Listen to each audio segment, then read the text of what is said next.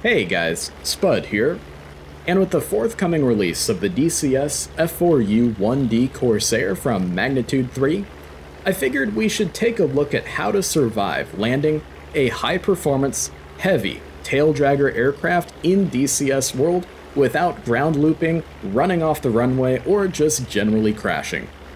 These are all techniques and best practices that I use every time I fly an unlimited aerobatics aircraft in real life, and apply just the same to all of the Warbirds DCS World has to offer.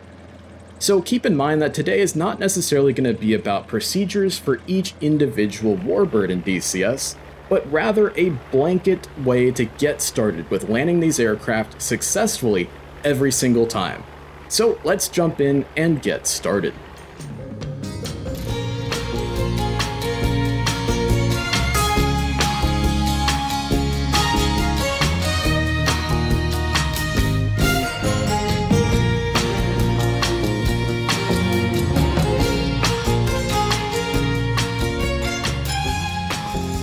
Let's get started here by first setting up the cockpit of our P-47 for our landing. We're going to decouple the throttle and the boost lever and pull the boost lever back, and we're also going to safe up our guns so that way we don't accidentally shoot anybody on the ground as we're landing, and that way we have our gun sight off so we don't damage its very sensitive gyros. Next, I recommend always practicing landing Warbirds in DCS on a modern map. So that way you can find a nice, big, very long paved runway here for your landing practice. And the reason for that is the #1 way to survive landing a tail dragger here in DCS is to always try to float above the runway and hold the airplane off the runway for as long as possible. So when you're practicing, rather than trying to do a spot landing on a super short grass field on, say, the Normandy map or the Channel map, always just practice on a nice long paved runway like we've got here at Al-Taqaddum Airport on the DCS Iraq map. So heading back to the airport here, we know that Al-Taqaddum Airfield is at a field elevation of 250 feet, and a good pattern elevation for aircraft like the P-47 or other Warbirds is going to be at least 1,500 feet AGL to 2,000 feet AGL. So we're going to go for the 1,500 foot value for today.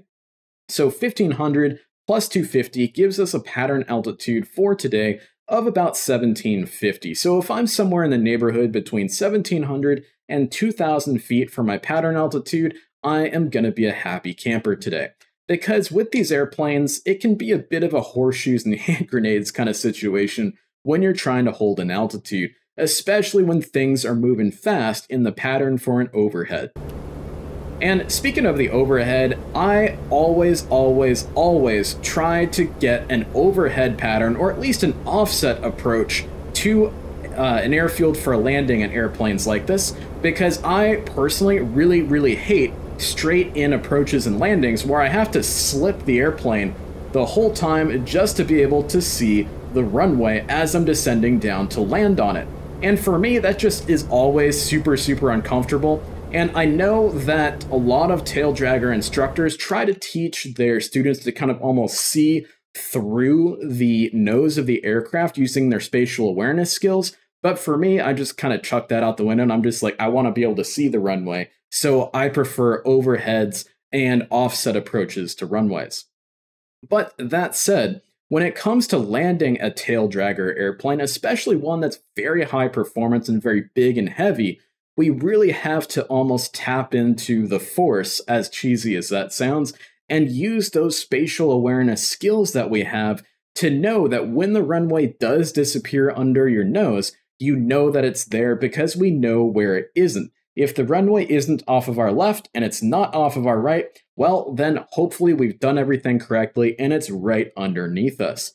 And we can kind of judge where we are on the runway vis-a-vis the center line by using those same skills and kind of feeling and seeing whether we're drifting left or drifting right as we're getting ready to touch down. So we've got Al-Taqaddum Airport off of our left wing here, and let's start descending down to pattern altitude and getting ready for our landing. So we're up at about 50 2,500 feet, so we're coming on down to our pattern altitude. And as we're approaching the airfield, when it comes to doing overheads in aircraft like this, usually the tower is going to have you brake at midfield. And because, of course, we've got this big old wing and this big old nose, it can be a little bit difficult to figure out when exactly you're at midfield. And again, it's a little bit of a horseshoes and hand grenades kind of situation, where it's kind of like, that's about midfield, and that'll work for you. But as I'm approaching the airfield here, I'm starting to look at the runways, and I'm looking for some landmarks that'll tell me when I'm roughly at about midfield to start that brake turn for our overhead pattern. So I think I've got a good landmark picked out here, one of the branching taxiways that comes off to the right-hand side of the right-hand runway. And we're about 3,000 feet, about 1,000 feet to go. One of the biggest rules of thumb when it comes to landing high-performance, heavy tail dragger aircraft is to be erring on the side of high and fast rather than low and slow, and that's always going to help us out when it comes to landing these types of aircraft. And so you can see here I'm kind of descending down into the pattern altitude. This allows me to see the airfield here and see the runways that I'm trying to line up on for our overhead approach, as well as, of course, it's helping me keep my speed up.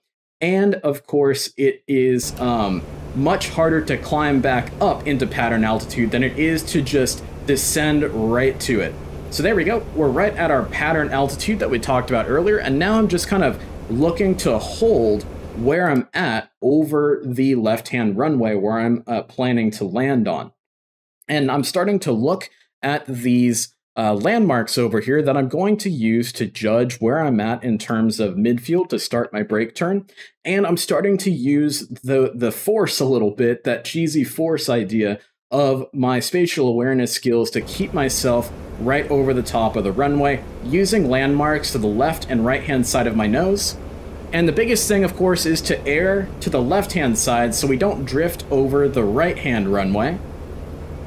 And coming into midfield here, we'll start to pause the sim again, and let's take a look. We're pretty darn close to right over the runway for our overhead pattern, so I'm pretty darn happy with that.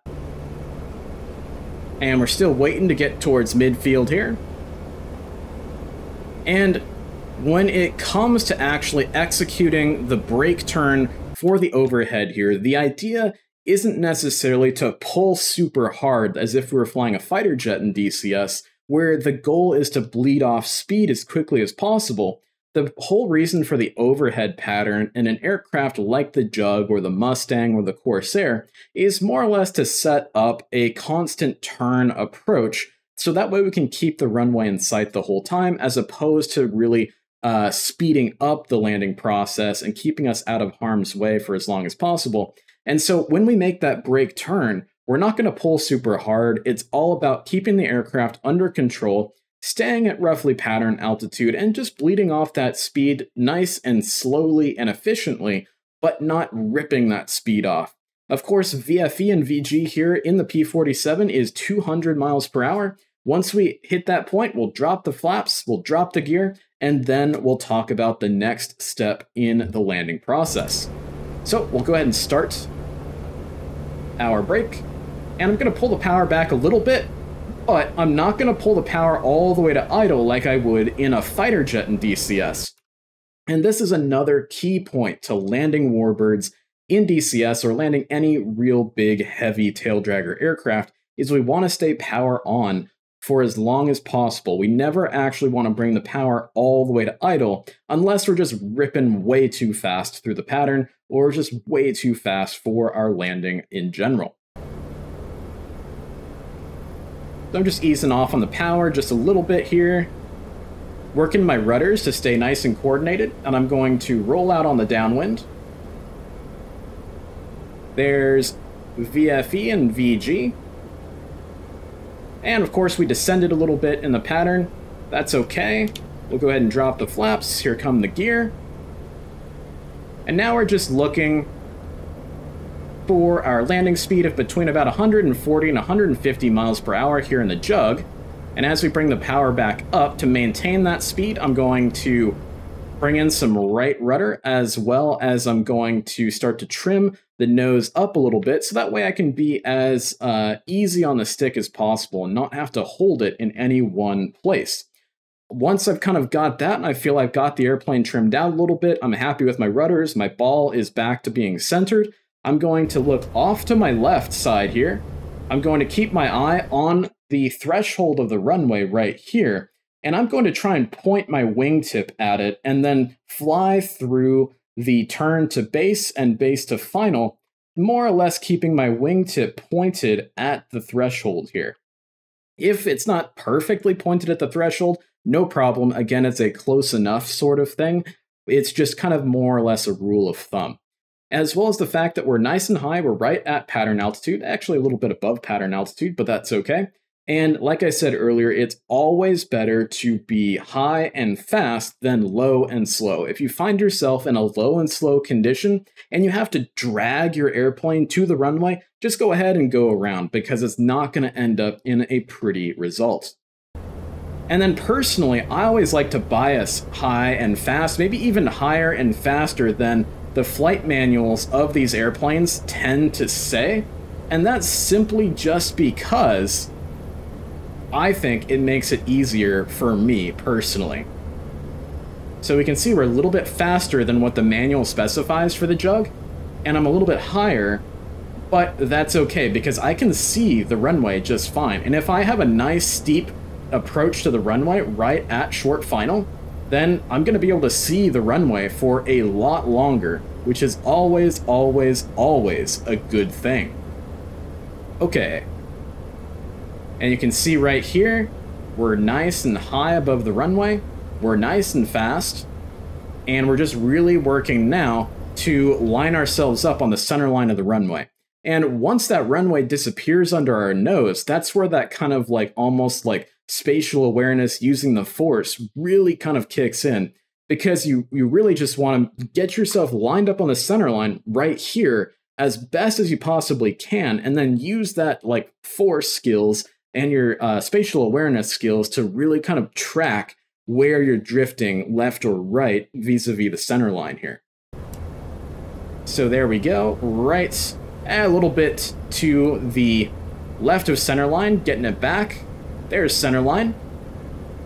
Okay, so now that we're on center line and we're on very, very short final, a lot of folks in DCS will tend to rip the power to idle and then kind of kaplunk the airplane onto the ground. And that is not the way we want to land a tail dragger aircraft. The tail draggers are very, very susceptible to bouncing themselves up off the runway very, very easily, and this can lead to a series of bounces and pilot oscillations that will usually end up in a prop strike or a ground loop, which both things are very bad for your health and, of course, the health of the airplane. So now my whole goal is to work the airplane as close to the runway as possible and hold the airplane off of the runway as close to it as possible. I'm going to try to keep the airplane flying for as long as possible as the airspeed bleeds off. And as the airspeed bleeds off, I'm going to, of course, have to increase the angle of attack on the wings for as long and as much as I possibly can to keep the airplane flying for as long as possible. And then essentially, once the airplane just runs out of energy and I'm right above the runway and I'm at that maximum kind of like nose up attitude that I can achieve in order to keep the airplane flying, that's going to be almost right at 3-point attitude. And then the airplane is just going to go plunk right down onto the runway and we should be good to go. Now, when I land airplanes here in DCS, I usually can't feel the airplane as well as, of course, in a real airplane. So I usually tend to bounce the airplane at least a little bit. And if that occurs here today, we'll talk about how to rectify that. If the bounce is too bad and you're really kasproinged way back up into the air, just hit the power and go around for another attempt. No harm, no foul.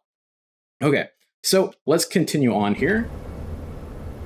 So I'm going to start to very gently work the power back, but I'm keeping the power on, and I'm just going to hold the airplane off for as long as I possibly can. and power to idle, and kaplunk, right down onto the runway.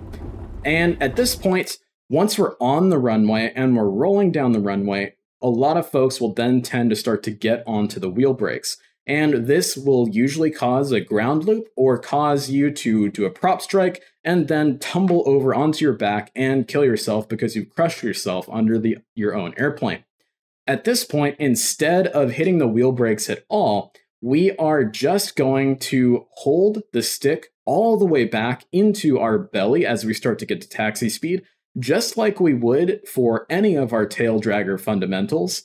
And we're going to, of course, have the power at idle. And then because we're rolling down the runway, keeping the tail pinned onto the runway via the slipstream from our prop, as well as, of course, the air just flowing over our elevators, it's going to create a heck of a lot of drag. That is a lot of aerodynamic drag with that big flat prop, as well as the angle of attack of our wings and our big old flaps, and of course the friction of our rubber tires on the runway. So we are just going to let the airplane naturally come down to taxi speed. We are not going to use the brakes at all.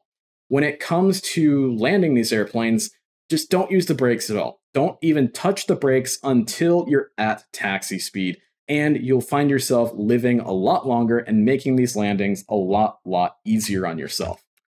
So we've got the stick back into our lap, and we're just using our rudder pedals here, and as we get slower and slower, we're maybe use a little bit of differential braking, just a hair, just a teeny tiny bit, to keep tracking down the center line of the runway. And then, of course, at this point, we're starting to get down to taxi speed, so why don't we go ahead and start to hit the wheel brakes just a hair, and we'll deflect the rudders, a little bit of differential braking, and that way we can start our S-turn, so that way we can find a taxiway to get off on.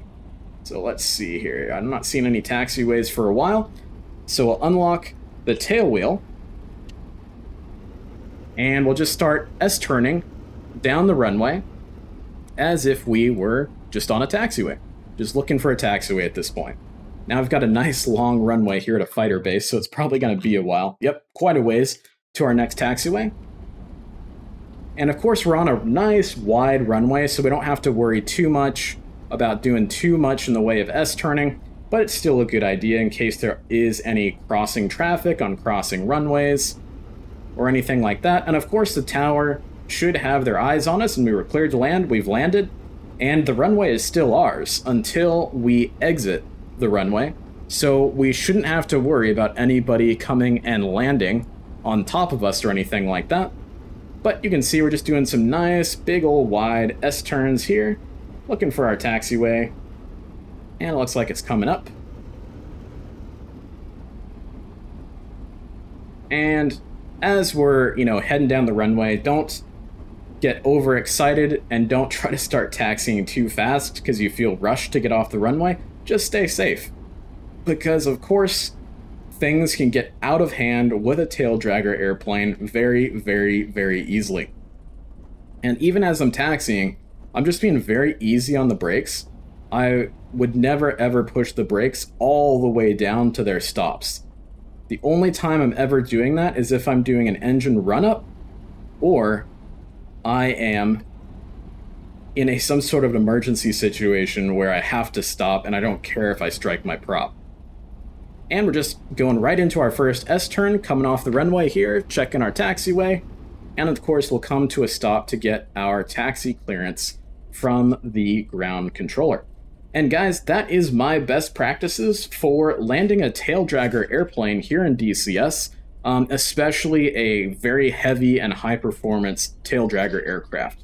Now to recap, the two main keys of landing these airplanes and being successful at it is always practice going for the 3-point attitude first for landing, as well as keep power on for longer than you'd think, and of course keep the airplane flying. Hold it off the runway for as long as physically possible until the airplane just won't fly anymore. And then we didn't have a bounce there, but if you do have a bounce, and the bounce isn't all that severe, just hold what you have on your power and hold what you have on your rudders and hold what you have on your stick and just keep that same attitude. Because if you got bounced back up, just hold that same attitude that you got bounced up at, and eventually you'll come back down and just complete the landing that way. Never try to make a control correction to correct for that bounce, because that's how we get into a PIO very, very quickly and easily, and that never ends well in a tail dragger airplane. And of course, if you get sprung back up too high, just hit the power and go around for another attempt. So, if you liked the video, please like and subscribe, and we'll see you in the next one, guys. Fly safe out there and enjoy this beautiful game.